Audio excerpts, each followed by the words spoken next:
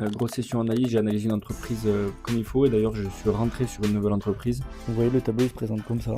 Vous avez donc en haut le ticker, le nom de l'entreprise. Donc vous mettez le nom de l'entreprise, tout ça, ça se met automatiquement.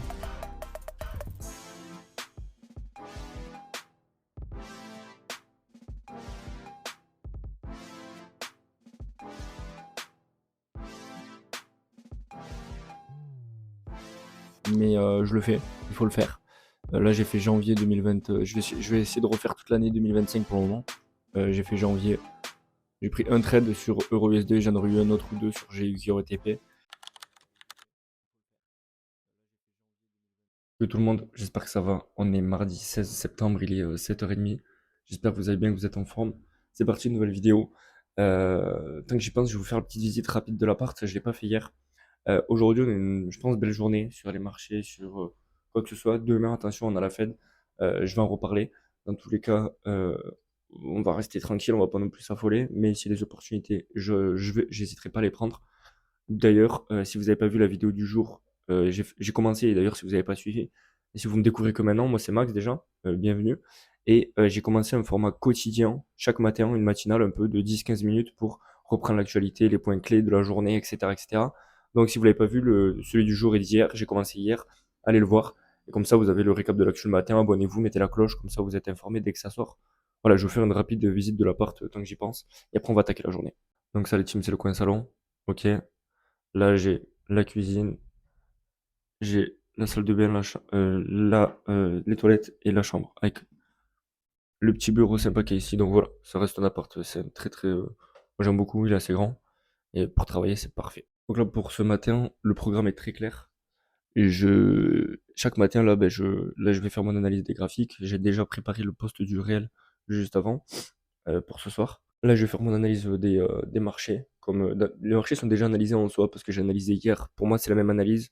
Donc bon on va voir. Je vais réanalyser les marchés, envoyer ça au groupe. Et après je vais aller marcher. J'aime bien marcher le matin. 15-20 minutes, histoire de me réveiller. Et après, je remarche. Le but, c'est que je fasse 10 000 pas par jour. Donc, il faut les 10 000 pas pour les faire. C'est pas. Surtout ben, quand vous êtes sédentaire ou quoi, quand vous avez un travail où vous bougez pas trop, les 10 000 pas, il faut les faire. Ok, donc je me suis rendu compte hier quand j'ai marché pendant 1 heure. Que, ben, ouais, il faut les faire. Donc voilà, je vais faire tout ça. Je vais analyser les graphiques et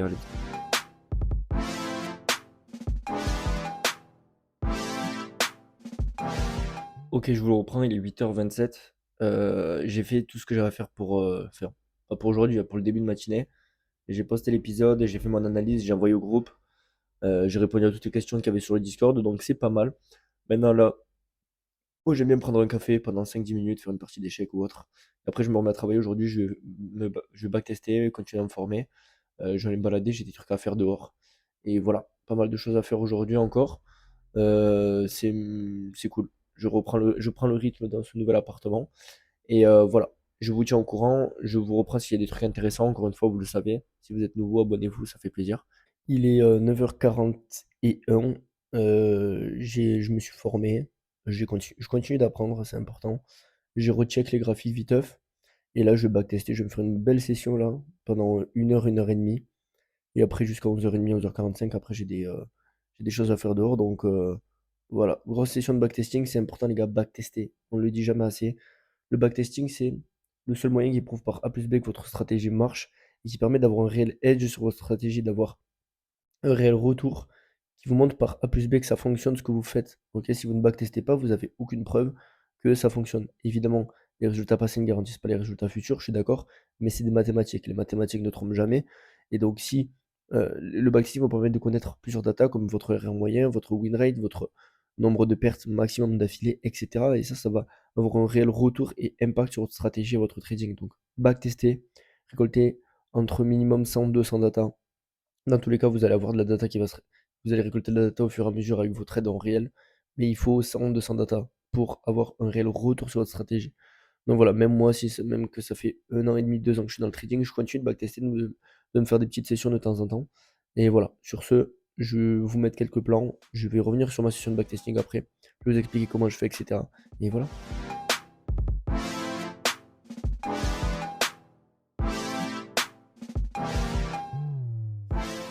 Ok, donc là je suis en train de backtester, il est 10h42 comme vous avez pu le voir.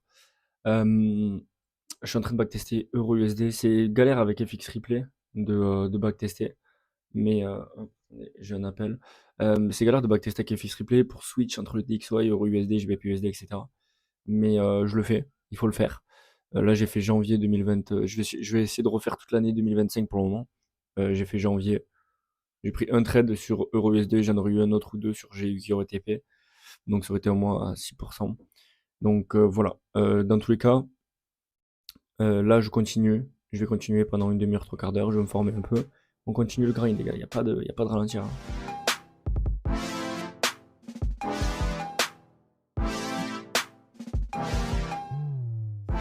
Il est actuellement 13h08. J'ai fini de manger, je vais me remettre à bosser. Pas comme d'habitude, je vais faire ma session d'investissement à long terme. Il faut que j'avance aussi sur le tableau des projections que je dois faire. Là, je vais essayer de le finir pour semaine prochaine, pour le mettre aux membres, le remettre bien, qu'il soit clean et tout pour semaine prochaine. Ça va être un tableau où je crois que je vous l'ai dit hier, où vous rentrez vous rentrez le nom de l'action sur un Google Sheet, ça vous met directement tous les chiffres. Vous avez juste à mettre le croissance de revenus et net income gross. Et comme ça, ben, ça va vous faire une estimation du prix jusqu'en 2028, 2029. Donc voilà, c'est pas un truc magique ou voilà, mais c'est pour faire une prévision et toujours plus donner de valeur dans le groupe.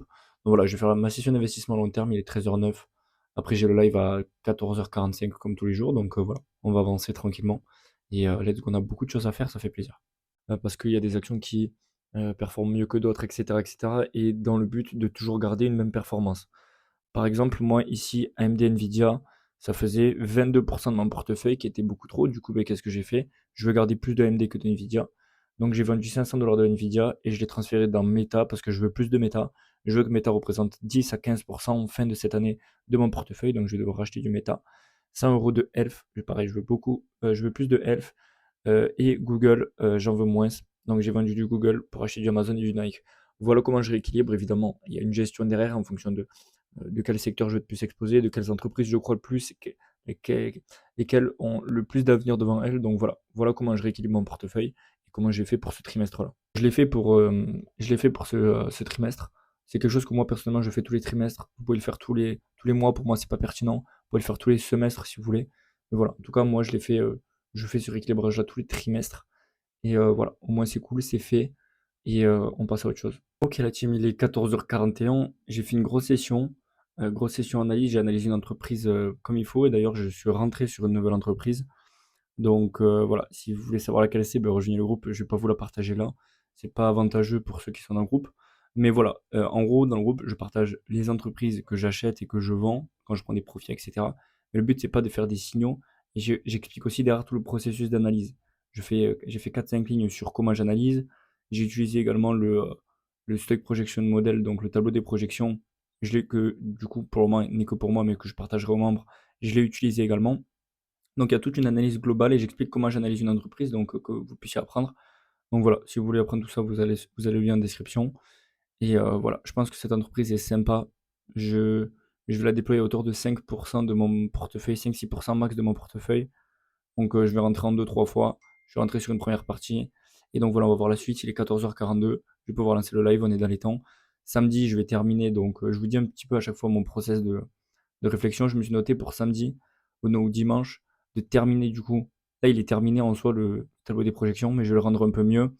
Je vais essayer de trouver un système pour qu'il soit uniquement disponible quand vous êtes dans le groupe et que dès que vous le quittez, vous n'y avez plus accès.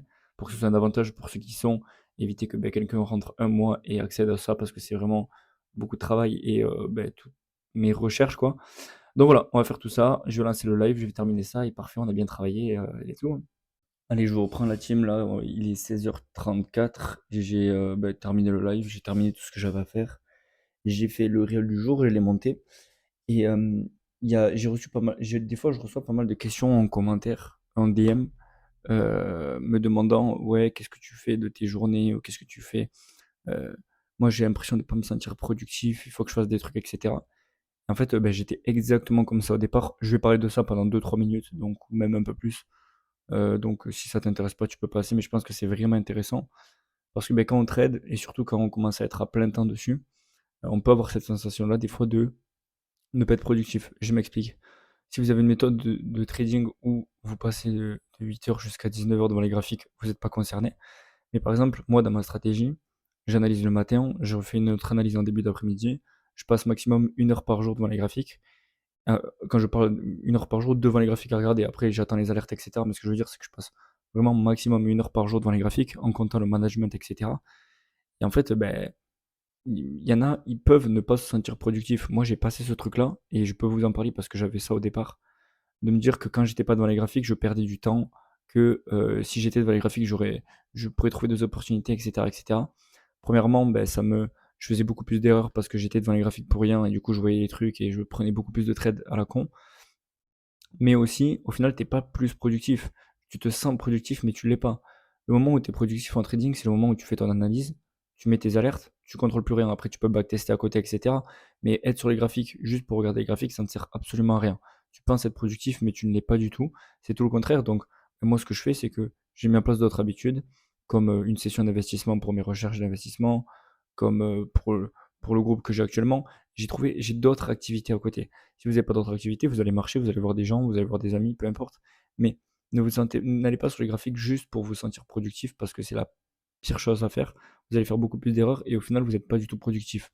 Juste vous perdez du temps. Donc ce temps-là, prenez-le pour faire autre chose. Soit vous décidez de vous reposer, soit vous décidez de faire autre chose. Mais être sur les graphiques juste pour être sur les graphiques, ça ne sert absolument à rien. Voilà, donc c'est tout ce que je voulais dire parce que je reçois pas mal de questions. Donc ouais, j'ai l'impression de ne pas me sentir productif. Des fois, je fais rien. C'est ok de rien faire des fois. Faut être ok des fois de ne rien faire. Moi, je vous montre mon quotidien parce que ben, j'ai quand même un quotidien entre guillemets chargé parce que j'ai d'autres activités. Voilà, mais euh, en tout cas, la partie trading me prend pas longtemps. Si je vous montrais que la partie trading, le vlog il durerait 3 minutes. Ok, donc il n'y a pas d'intérêt. Mais voilà, moi je vous montre mon quotidien. Vous avez l'impression que mon quotidien il est chargé, que vous à côté vous vous sentez enfin que vous vous sentez pas productif. C'est pas le but. Je suis pas le genre de personne à vous dire ouais je bosse de 8h, même si c'est le cas.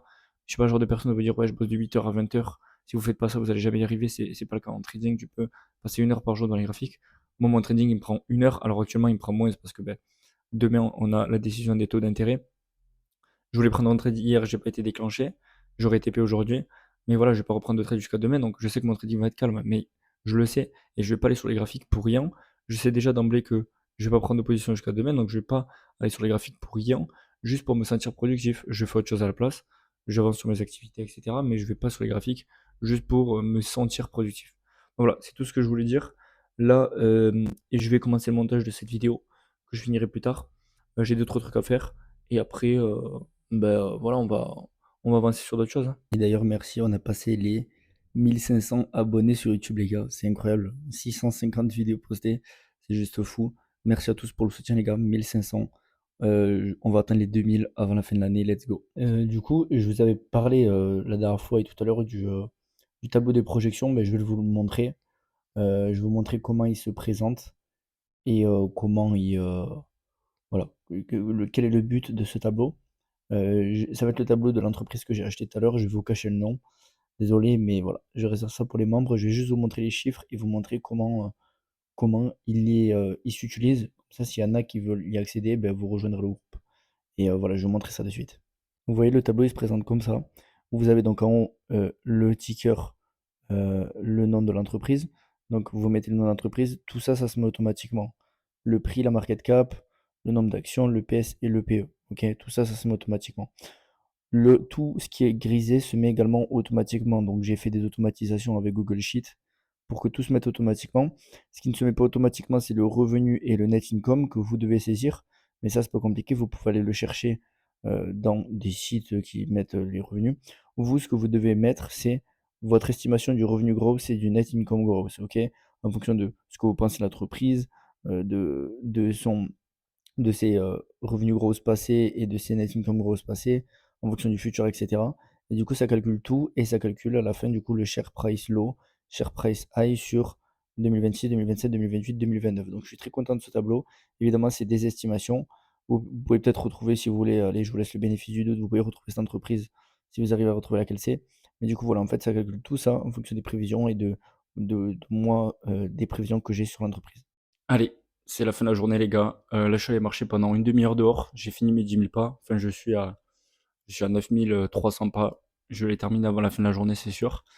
Voilà, c'est la fin. N'hésitez pas, le plan chaussettes, il est terrible. N'hésitez pas à vous abonner, à mettre un pouce bleu, à me soutenir. Ça me donne énormément de force. Vous rendez pas compte de faire ça tous les jours, c'est que ça prend quand même du temps. À côté de mon trading, à côté de mon investissement, j'arrête pas. Donc, si vous pouvez me le rendre avec un pouce bleu, mettez un commentaire. Et je vous dis à demain, la team. Ciao.